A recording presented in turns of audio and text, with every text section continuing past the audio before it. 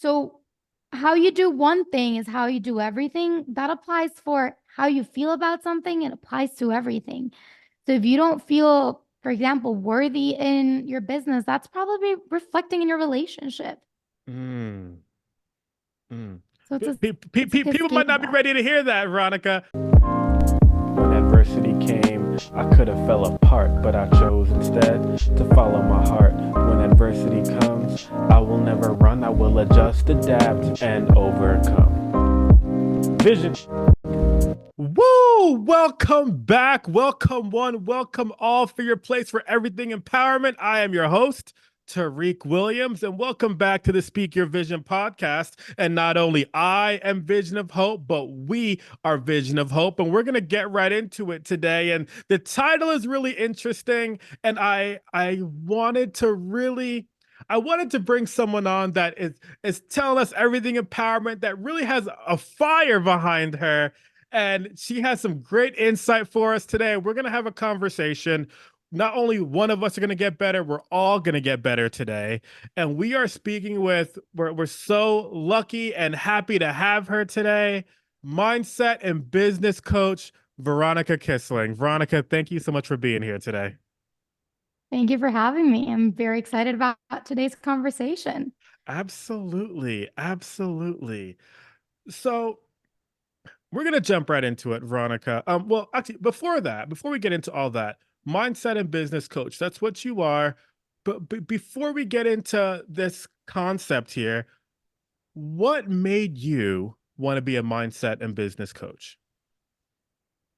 Honestly, understanding how limitless you can feel Mm. when you truly work your mindset and you remove all limiting beliefs. Ooh, I like that. I like that. I actually feeling limitless, knowing that that actually exists. Is that what you're saying? Yeah, yeah, it's truly, I mean, growing up, I think I had so many limitations. And as I started getting into my formation of ontological coaching, I started realizing, like, wow, all that I thought that I can't, no, I can. Um, and that's where it sparked, really making others feel as empowered and as limitless as I'm feeling. And I started feeling when all of this happened. Mm, okay. Okay. So then you mentioned a lot of limiting beliefs while you were growing up. Why was that? Limiting beliefs. Yeah, you said that you had different like limiting beliefs while you were growing up. Why Yeah. was that? I'm all of us make these limiting beliefs, right? So it doesn't, it doesn't matter if you have a twin, you both are going to perceive the world differently. Mhm. And what you see and how you interpret that, that is how you create your beliefs. Yeah. So, all these beliefs growing up that shaped us into who we are, they come from the environment that you grew up with, the culture that you grew up in, that being the country or that being your religion. It's also what you saw happening at home, what you saw happening in school, how you saw people reacting, people interacting. And sometimes it is what you choose to not do. Like you didn't like that interaction. So that kind of created a belief in you. All the experiences that we have, whether they were joyful or traumatic, that is really what creates your entire system. And some really do serve us, and others don't serve us. Right, right. And one way or another, they shape the person that we are. But you mentioned it doesn't matter if you have a twin or whatever, it doesn't matter. Ultimately, there's only one you. Yes, I love that. Yes. So we're setting the tone here. Typically, we start off the podcast when someone gives me a word, but I had a specific concept that I wanted to talk with you about, and going over it, I felt like you were the perfect person to have this conversation with, because people say that they want things like, I want a car, I want a brand new house, I want all these different things, but what does that really mean? So I want you to define, in your opinion, what does it really mean to want something? Define the word want for the audience. Yeah, it's funny how you started off saying like people want a house, people want this, because people say they want all of these things, but first off, they don't really understand what they have to forego to get those, because those things they have to forego, they don't really want those. So wanting for me is that you desire and that it comes from within. So part of Mm. what I do and how I start off every single client is finding out what is it that they want, right? Their passion, their mission, vision, it's the trifecta for getting paid and really monetizing their dreams. Why? Because first off, if you don't know what you want, you don't know where you're going. And Mm. it's really hard to run in a forest where you don't have a path, right? You'll end up, God knows where, near a cliff, maybe, or maybe you'll end up in an amazing city that you didn't even know that existed. I don't know. You find your unicorn in the Yeah, middle yeah. of the forest, right? Your unicorn opportunity. Um, and growing up, it's I had this fortune cookie that I got in PF Chang's of all places. Um, God, Okay. God bless them for their fortune cookies. But it said, you know what you want, now go for it. And I said, Mm. yeah, I do. So I grabbed that quote and I put it in the back of my phone cover, 15 years. I plastified it with tape because, it would get wet from like, I don't know, the waterfalls or back when I was drinking. Um, but anyhow, I that was my motto and I lived and breathed that. It was like my go-getter like action phrase. But the thing was I didn't know what I wanted. I knew what I wanted long term. I was like in the Yeah. interviews they were like, "Where are you going to be in 5, 10 years?" I was like I can tell you where I'll be in 10 years. I don't know where I'll be next year Yeah. because I didn't know what I wanted. So wanting is that thing that you're gonna have to, that you're gonna get understanding the benefits, but also the downfall of it. So when you love both sides of those equations, the positives and the negatives, that's when you really want something. Mm. Interesting. It's funny. I had no idea, and the audience is gonna think that I knew this. I had no idea you had the wisdom of a PF Chang's fortune cookie inside your phone case. I had so that's hilarious that we're doing this. Um, so Yeah. so then if that's the case, okay, how because the the fortune cookie told us that you know what you want, now go get it, all right, but sometimes people think they know what they want, but they don't really know what they want, okay, so Correct. how did you find out what you wanted? Yeah. So it's basically the backbone of my methodology now. I incorporated after getting a lot of feedback for it, but I had a session of what of an ikigai session really, and it gave me that clarity of so ikigai is the intersection between what you're good at, what you think the world needs, what you could get paid for, and Mm, what you love to do. So it's the mm, ikigai between that and how you really know what you want.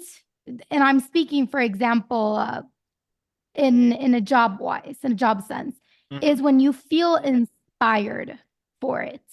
So there's a difference between inspiration and motivation. When you Okay. are inspired, it comes from within. You can be working at it for a year without seeing any results, without seeing any money, that you're going to still keep doing it. Motivation, on the other hand, is when you expect results from the outside. You need to get motivated every 90 days in order to keep that going. So if you don't make money, if you're not making money, eventually you're going to stop because you're not inspired. It's from the out in instead of the in out. So when you want something, you can do it without any physical or external reward. you know that is so interesting.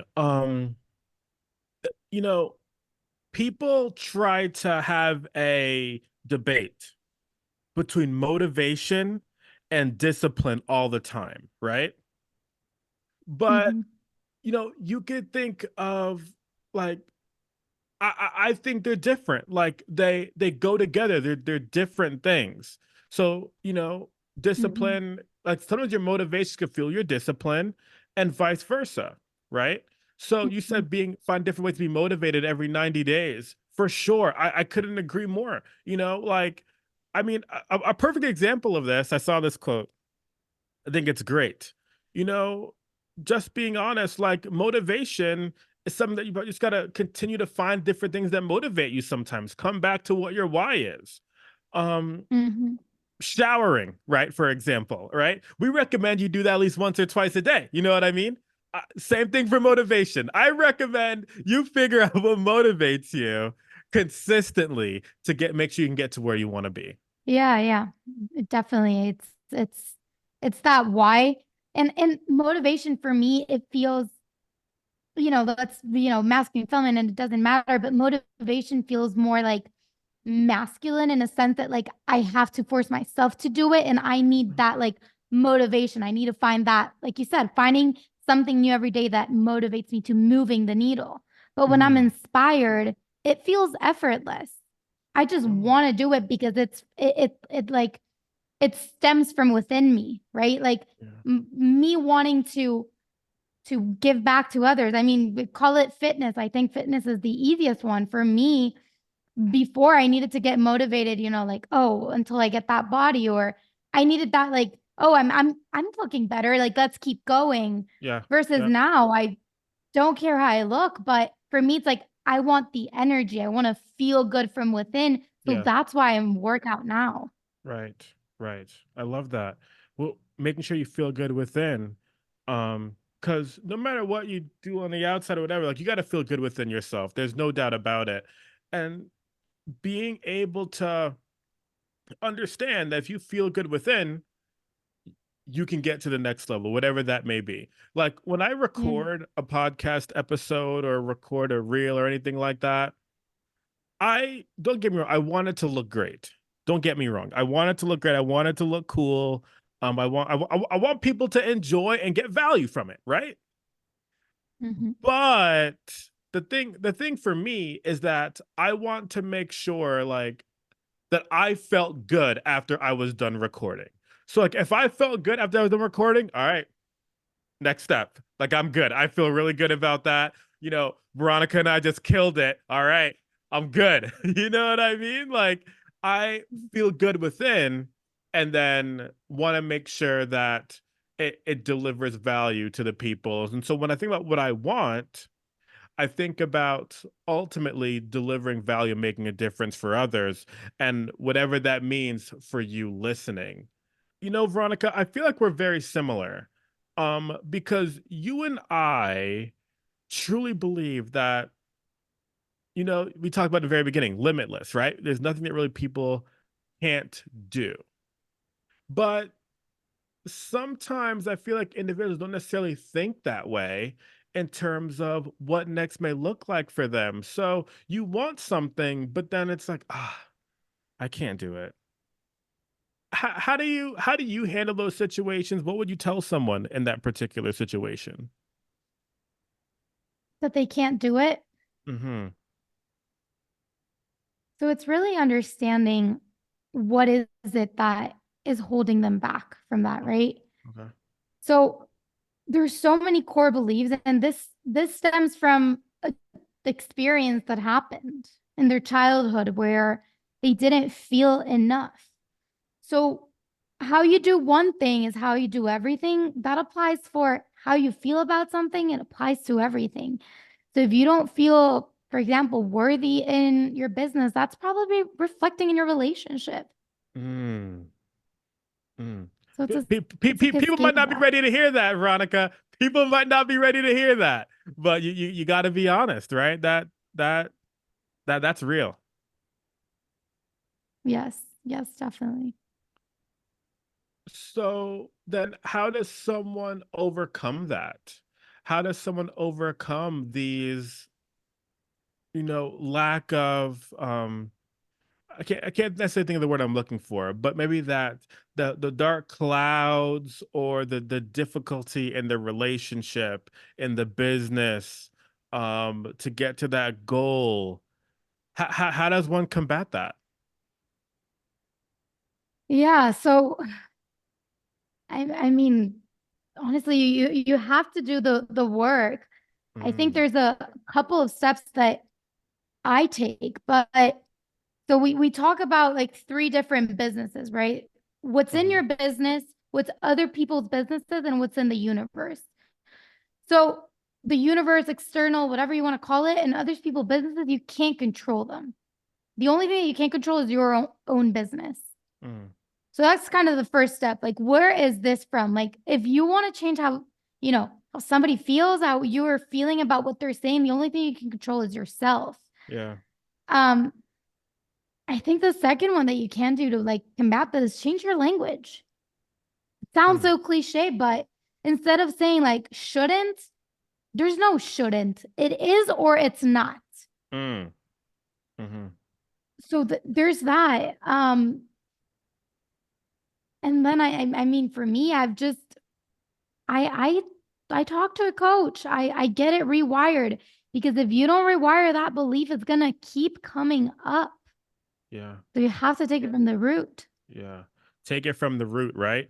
Either it is or it isn't, like you said, and it starts with you. And recognize this: you're the CEO of you. You are the CEO of you. You are the executive director. You are the person.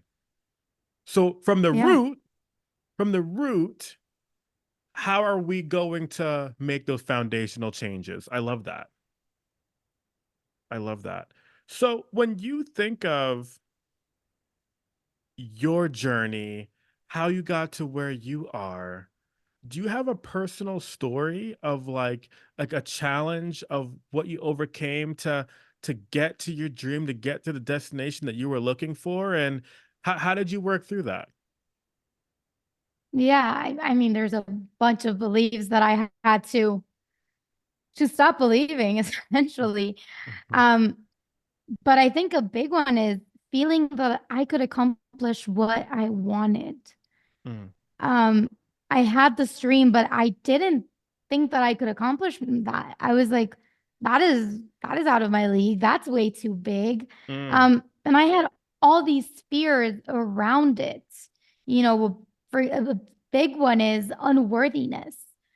Um, I think before I used to Google like, how do I love myself? Because we wow. are in such a society where everybody's talking about how do I love myself more? Like tips to love yourself more. And really at the core of our nature, and this I learned it in my institute, and it just hit me. At the core of yourself, you love yourself. Us as human beings, the only thing that we are 100% certain of is that we love ourselves. So it's not how you love yourself more. It's about figuring out what is it that is taking you away from that self-love that you have in yourself, profoundly innately, right? It's what is that story that you're telling yourself of things that you can't love? So I think that that was a big part of my change. It was that worthiness. It was understanding, it was physical self-image. I mean, that's big in societies nowadays. Hmm. I was so hard on myself. I was sitting down and you could physically see abs, and I still was like, I don't like my body. I don't have abs. Wow. And then you look back and you're like, oh man, it's kind of like the people that when they're older in their 50s and they're like, I had a really nice body when I was 20. I looked gorgeous when I was 20. But you never said those thoughts to yourself. You always were so critical about yourself when Mm, you're living it. wow. So I think that overcoming that part of, and it's so cliche, but there's no more clear example than for example this of your body, but that external factors will never give you that happiness. And note that Mm, I'm saying happiness because happy, yes, things can make you happy, but it doesn't give you happiness. okay. So yeah, for me that was the biggest part. my worthiness and feeling that I could do what I wanted to do. If you have that dream inside of you, if you are seeing it and you're truly feeling it, that's a message that that is for you. That dream is meant for you. It's a message that you deserve it. You deserve Yes, it. deserving. It's not just a thing. Like, it's not just something that's randomly in the atmosphere. What's happening for you is either A, like something that you deserve to go get, or B, the lesson you had to learn to get to what you deserved.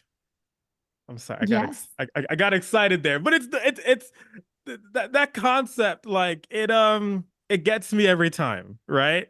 I love Yeah. what you said, because you even talked about learning, you used to Google how to love yourself. That is so interesting, because it's it's about making yourself a priority. And I feel like part of the issue that people have with not loving themselves, not liking themselves, is ultimately because they think that everybody else in their life and in the world is more of a priority. Like, their happiness is not a priority based on other people around them. And if you're not taking care of your happiness, how are you going to be able to be there for anybody else?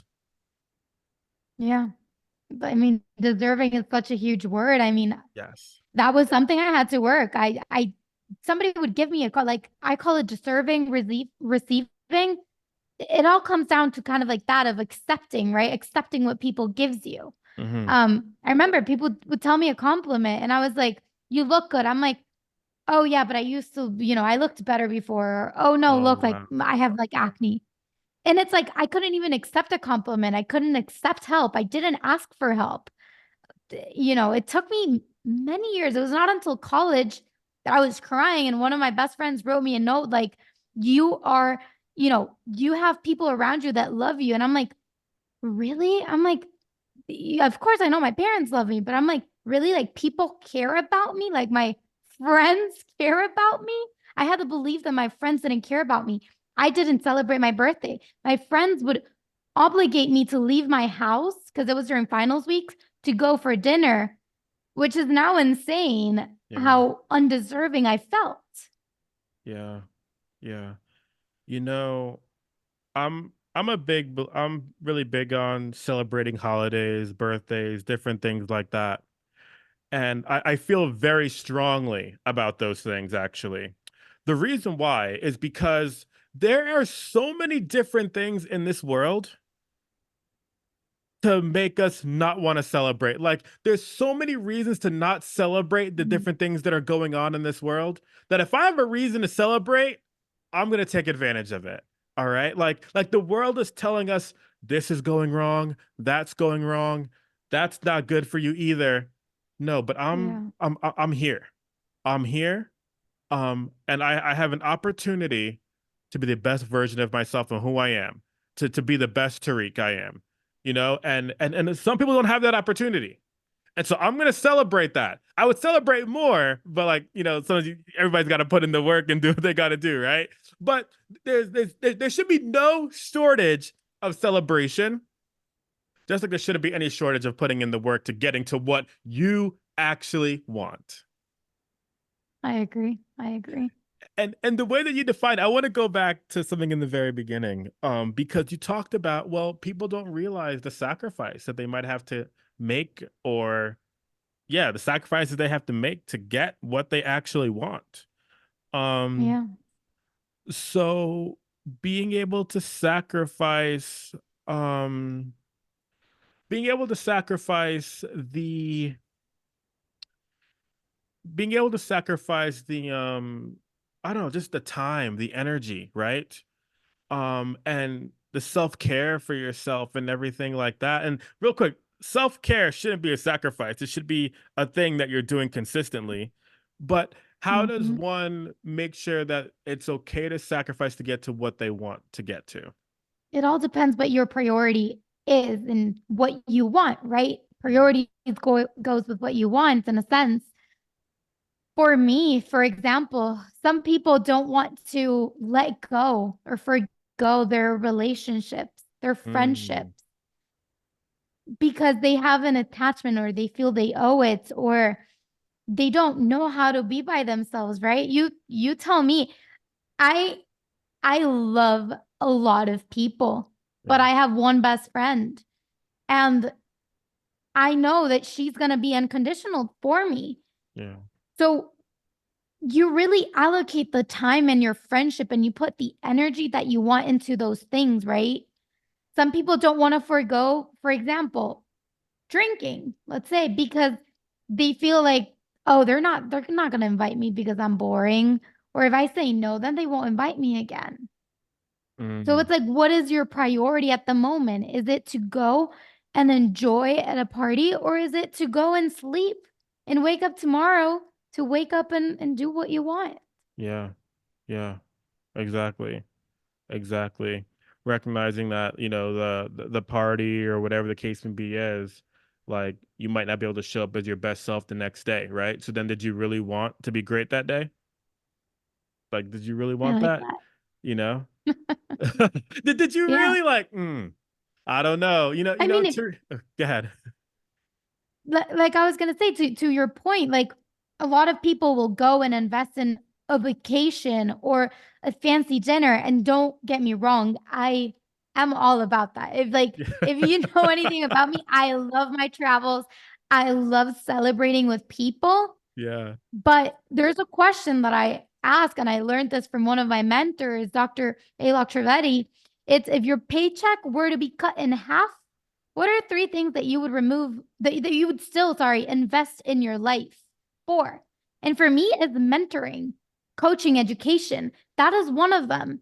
And a lot of people would much rather spend the $2,000 on a trip somewhere as opposed to $2,000 getting coaching so that they can get better.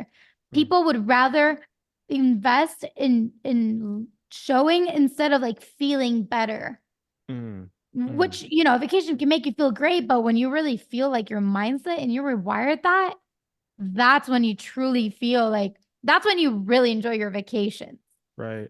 But I feel like people don't understand the word better, right? Because people are like, "Oh, I could go on this vacation to escape from doing the work, or I Mhm. could do the work so I'm no longer in the position that I'm actually in, right? But I'm going to escape and try Mhm. to run away from it, but I'm still here. I'm still struggling, right? So Yeah. my question for you then is, people don't understand better. So when you Mhm. think of a better you, when you think of just being better, what does that look like and why is that important? Because, and the reason why I want to ask you this question Yeah. is because when I think of you and your content, you exemplify someone that wants to be better and better for other people. But I feel Mhm. like, once again, people don't necessarily understand better. So what does it mean to be Yeah. better and why is that important?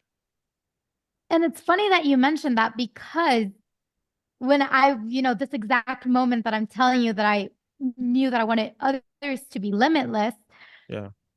I was voice noting my friends, and I actually, at that moment, I was like, I never thought I could feel this way. I thought it was like, that like you see all this like Instagrams and you're like, they're having a blast and they're enjoying. And you're like, yeah, but that's fake. And a lot of it is, but that happiness that people portray in social media of like perfectness, I was feeling it within. Mind you not, yes, I was living in a beautiful experience. The location, everything. But I was feeling inside and I was like, I never knew that I could be this happy. I Wow. I didn't my mind couldn't comprehend it because you can only your world vision is limited. Your vision of the world is limited. And so you only know to the best of your abilities. And somebody can tell you how good they feel. But in your mind, you either don't believe it or you just don't understand it. So what does it mean to be better for me and why it's so important? For me, being better is feeling the most fulfilled.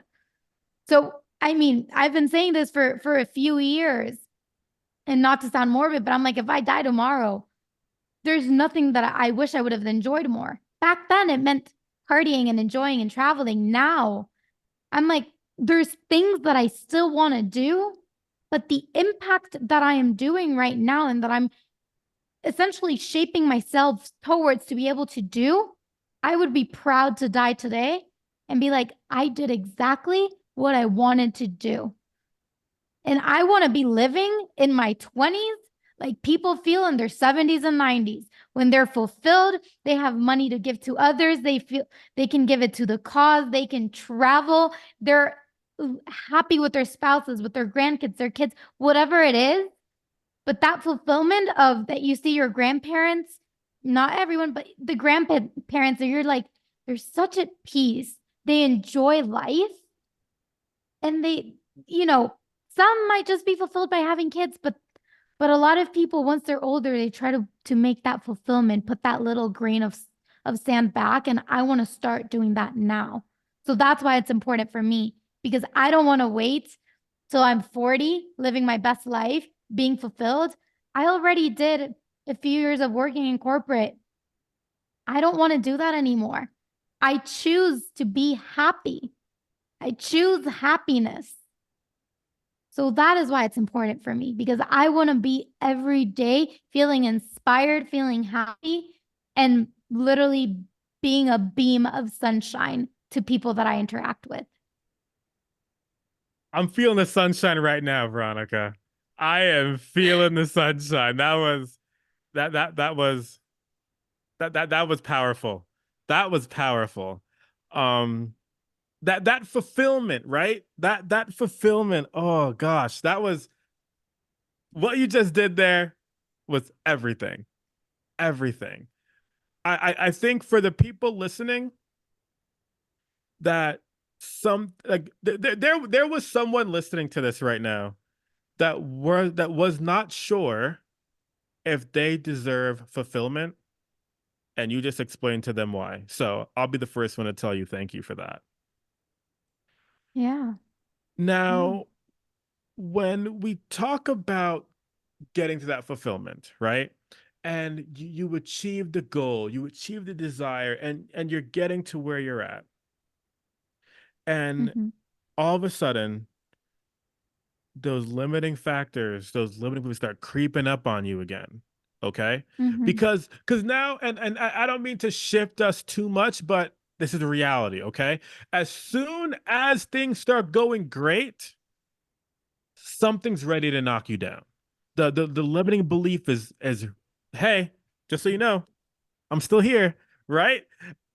Yeah. How does one stay consistent with their want of fulfillment and being able to work through the limiting factors that are creeping back up?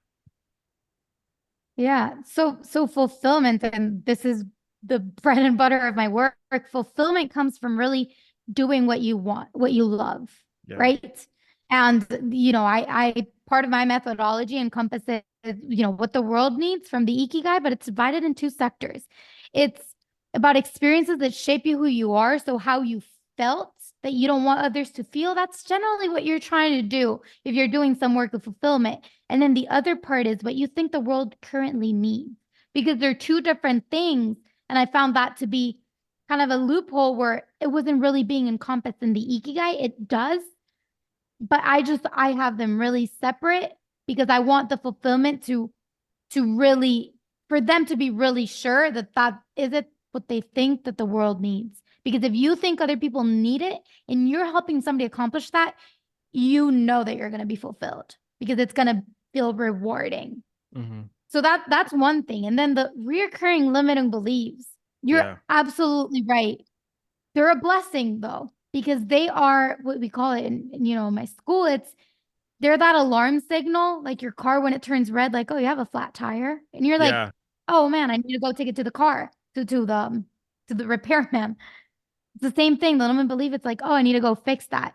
The Yeah. thing where I have a complete different opinion from the self-developmental industry is once you rewire that limiting belief, it's not there anymore. And I am a strong believer and a strong advocate for that. I mentioned earlier that one of the things that I had was I didn't know if I could accomplish it. I didn't believe it. I thought it was too big. Now you cannot shake me down of the I can, because I know that I can. And this is because I completely rewired. And limiting beliefs, think about it as a building structure. For Yes. example, it has 4 pillars. Most people take off 2 or 3 pillars, but there's still, like, for example, 1 pillar left. So that belief is always going to creep in a little bit. But when you knock all 4 of those out, or this case of building, right, there could be as many as there are. But when you knock all those out, you should not get them. And if you keep getting that belief, it's because you keep believing it. You haven't rewired it. And that's the big difference between someone that's really good at what they do at coaching you and somebody that, can get you to that, can get you to do what you want.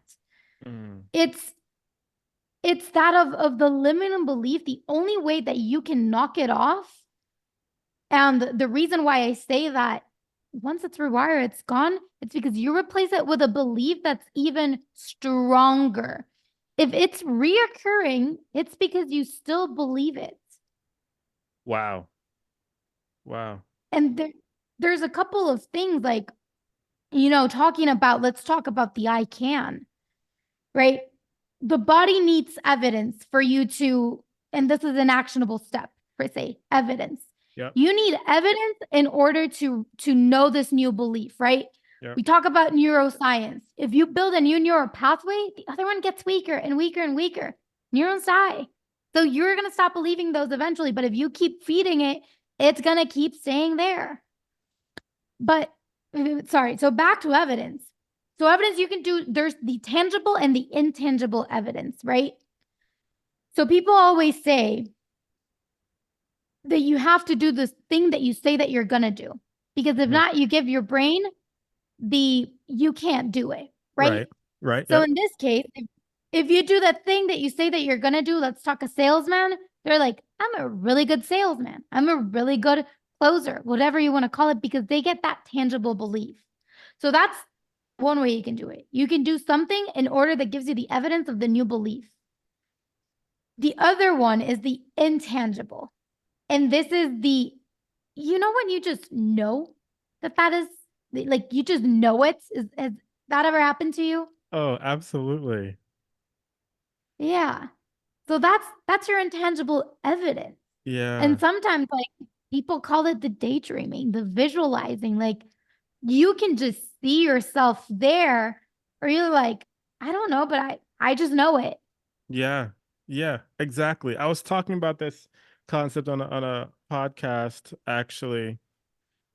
With my blindness, I didn't necessarily know how I was going to be successful, how that was going to work out, but I knew that I was going to get there. I knew it was going to happen. Like I recognized what was for me, and I know it's going to happen. Like Tariq, well, how? I don't know. I have no idea. But what I can tell Yeah. you is that I just know. Is that I Man, that's just so powerful. And that's the exact, like, intangible evidence that if you knock off all those beliefs of, all the different things of I can't, or I'm too shy, I don't want people to see me, like, a lot of these beliefs come from, like, things we don't want others to see too, like being inauthentic. Yeah. Oh, So if you have those intangible beliefs and you do the tangibles and you knock off all those beliefs, in my case, I'm just giving you the I can, because I can firmly say that is rewired and you cannot knock me off of that. mm, Um, but you will find it. There's other things that might still need working, right? And those are the reoccurring. And there, I mean, the tangible steps I gave before of, like, what business is it in, and changing the language. And I have an unfair advantage. I honestly, I don't rewire my brain with any of my coaches. I actually go back to the people from my institute where I got my formation, because I've found that I've tried it before, and for some reason they are the only ones that can knock me out of that belief and instill in me a new one, because that's all about rewiring. yeah. Rewiring is instilling a belief in you that's stronger than the other one. Yeah. Yeah. Absolutely. And then it's from the root, right? It's from the root is that foundation we were talking about earlier. And so right now, I don't know if the people are recognizing this, but I'm recognizing it, okay? Because our episode today is like the word want. Do you really want it, right? And I feel what we've done so far in this episode is explain what the word want is, how to find your want, and then once you find that want, how to go get it. Yeah. We the value, the playbook here, like this was fantastic. This is great. I think, and for the listeners, I think sometimes it's hard for people to not go back into, but is that really for me? That's for Veronica. That's for Tariq. That's for the celebrities. No, it's for you because it's in your brain. It's not in mine. It's in yours. It's Yeah. yours. And you brought up the word authentic a little bit as well. And it's authentically your thought. Because if that dream, if that want was somebody else's, then it would be in their brain. It wouldn't be in yours. Mm. Sorry, Yeah. I got a little, but I get excited about these things because it's true, and I want those people who are listening right now to, once you have the blueprint, people still once again will try to find reasons and why it's not for them. And you brought up, unless you knock yourself off that limiting belief, it's going to stay there. So you got to create stronger thoughts and rewire, like you said, to get that mindset that you want. Yes. That's power. Absolutely. That's power. That's power. That's power right there. Um, Veronica, with all this value and the way that you connect with people and stuff like that, and the way you show up on social media, I want you to tell the people right now, if to connect with you, how would they go about doing that? Yeah, the best way to connect with me would be on Instagram. It's Veronica Kissling altogether, double S. And that's the best way to reach me. I do use other platforms, but that's my main source, and I just love the energy there. If you're interested in working, all the links are in there too. All right, awesome. And we'll make sure we put them in the description as well for sure. We only touched on this a little bit, but I do want to bring this up because you mentioned this as well. With social media might look so many different types of ways and everything like that. But ultimately it's you show up how you feel you need to show up, because you show up in the way that you need to get to where you want to be. And that's truly what it's all about. Veronica, with all these, the want and everything like that, would you mind, once again, language is really important here on the Speaker Vision podcast. Would you can you give us one word that explains or describes when you think of the word want, and we talk about people getting to where they want to be and everything like that? What's the one word that you want to make sure that everyone takes away from this episode today? I would have to go with inspiration, Mm. And why inspiration? because inspiration comes from within. And once you finally realize that you won't be happy from the external things, you start becoming happy because you start looking within, something that I personally didn't do for a while. And inspiration just makes you want to desire. Wow. I love that. I love that. Let me explain to you why. Because of my blindness and everything like that, and if I achieve, so I'll give an example. When I have crossed the street, people see me with my cane and everything like that, and they're like, "Wow, like you're able to do that. Like you're so great. You're such an inspiration." And sometimes I feel like, I don't know. You know what I mean? I don't think that's necessarily the case, but you just made me think of something. I think that's really powerful. Like people focus so much when I think of inspiration.